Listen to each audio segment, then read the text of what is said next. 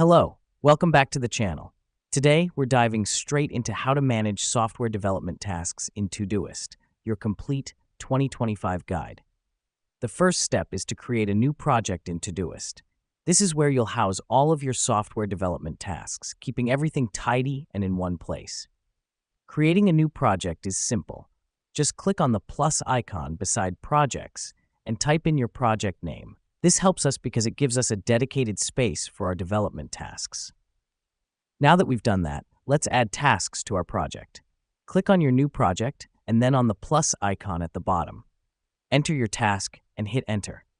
The reason we do this is to break down our software development project into manageable chunks, making it less overwhelming and easier to track progress. Next up, it's time to assign due dates to our tasks. Click on a task, then on the Schedule button to pick a due date.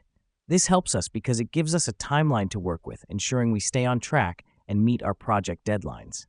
Now let's prioritize our tasks. Todoist has 4 priority levels, represented by colored flags. Click on a task, then on the priority button to select a level.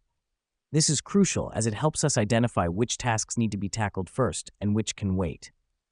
Lastly, let's utilize Todoist's labels and filters for advanced task management. Labels can be added by typing @ followed by your label, and filters can be set up to view specific subsets of your tasks. This is a game changer, as it allows us to quickly see tasks based on their attributes, such as urgency, type, or the person responsible. So there you have it. With these steps, you can effectively manage your software development tasks in Todoist.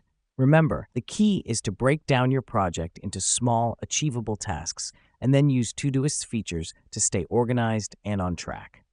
Thanks for tuning in, and until next time, happy task managing.